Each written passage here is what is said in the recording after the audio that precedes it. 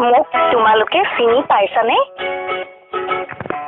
মোৰ নাম বায়ু।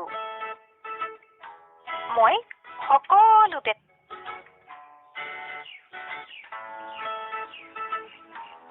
তোমালোকে মোক উশাহত শৰীৰৰ ভিতৰলৈ লৈ যোৱা।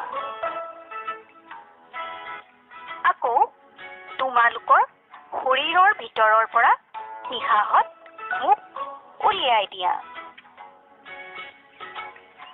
কেতিয়াবা আকৌ বেলুনত মোক ভৰাই বেলুনটো ফুলাই দিয়া। তোমালোকৰ দৰে মোৰো গতি আছে। তোমালোক দৌৰিলে পাছলৈ কোনে টানে বাৰু? আজি কৈ দিছো দেই, মোৰ গতিয়েই টানে।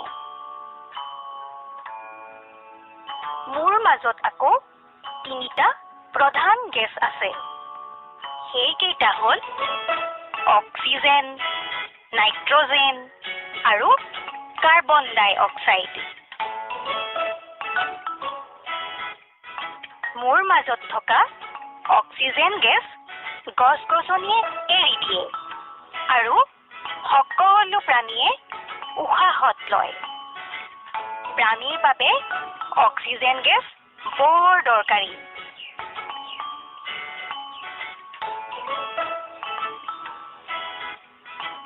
এটা পৰীক্ষা কৰি চাওঁ আহা।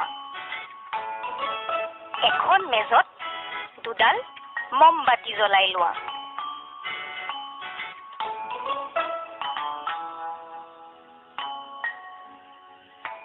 এতিয়া এটা কাঁচৰ গিলাচেৰে এডাল মমবাতি ঢাকি দিয়া।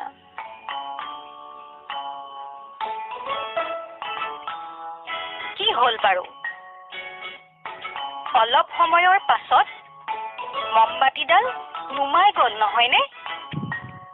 আনডাল কিন্তু জ্বলিয়ে থাকিল। কিয় হ'ল জানা? গিলাচেৰে ঢাকি দিয়াত গিলাচৰ ভিতৰলৈ বায়ু সোমাব নোৱাৰা হ'ল। গিলাচৰ ভিতৰত থকা বায়ুখিনিয়ে অলপ সময় মমবাতিডাল জ্বলাই ৰাখিলে। সেইখিনি বায়ু শেষ হৈ যোৱাত মমবাতিডাল নুমাই গ'ল।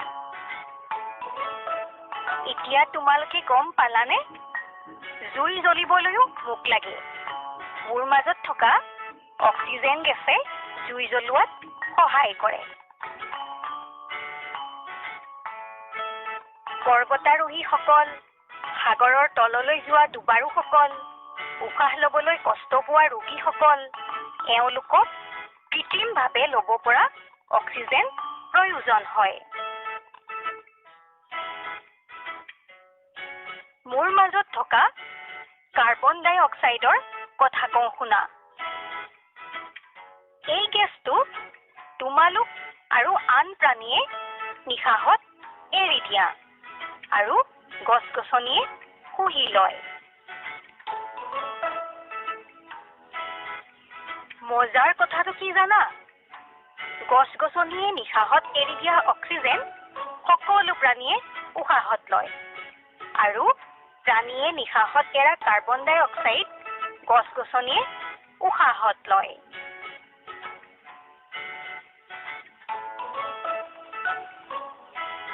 কাৰ্বন ডাই অক্সাইডক আকৌ জুই নুমুৱাবলৈও ব্যৱহাৰ কৰা হয়। তোমালোকৰ বিদ্যালয়ত দেখিছানে বাৰু এনেধৰণৰ চিলিণ্ডাৰ? মোৰ মাজত এই গেছটো কমকৈ থাকে। কিবা কাৰণত এই গেছটো বাঢ়ি গ'লে প্ৰাণী জগতৰ বৰ অপকাৰ কৰে। মোৰ মাজত থকা আন এবিধ গেছ হ'ল নাইট্ৰজেন। মোৰ মাজত এই গেছটো আটাইতকৈ বেছিকৈ থাকে। নাইট্ৰজেন গেছ খেতি পথাৰত দিয়া ৰাসায়নিক সাৰ প্ৰস্তুত কৰাত ব্যৱহাৰ কৰা হয়। উদ্ভিদে এই গেছৰ সহায়ত তোমালোকে খোৱা মাহজাতীয় শস্য উৎপাদন কৰে। নাইট্ৰজেন গেছে আকৌ জুই নিয়ন্ত্ৰণতো সহায় কৰে। কেতিয়াবা কিন্তু মোৰ বৰ কষ্ট হয় জানানে? য'তে ত'তে পেলোৱা জাবৰ জোথৰ, কল কাৰখানাৰ পৰা ওলোৱা দূষিত ধোঁৱা, গাড়ী মটৰৰ ধোঁৱা, খেতিত প্ৰয়োগনিক কীটনাশক দ্ৰব্য, এইবোৰে মোক দূষিত কৰি পেলায়।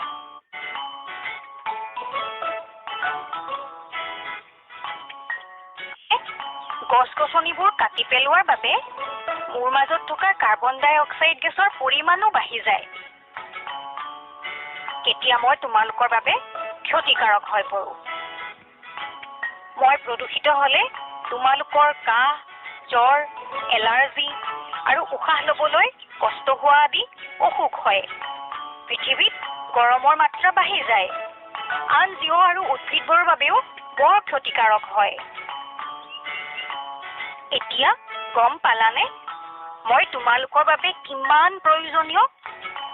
মোক পৰিষ্কাৰ আৰু প্ৰদূষিত নোহোৱাকৈ ৰাখিবৰ বাবে কৰিব লগা কেইটামান কাম জানি থোৱা। গছ-গছনি বেছিকৈ ৰুব লাগে আৰু অপ্ৰয়োজনত কাটিব নালাগে। জাবৰ-জোথৰ য'তে ত'তে পেলাব নালাগে আৰু জাবৰ একোটা পাত্ৰত পেলাই ঢাকি ৰাখিব লাগে। সহজে পচি যোৱা বস্তুবোৰৰ গাঁতত পুতি পেলাই পচন সাৰ তৈয়াৰ কৰিব লাগে।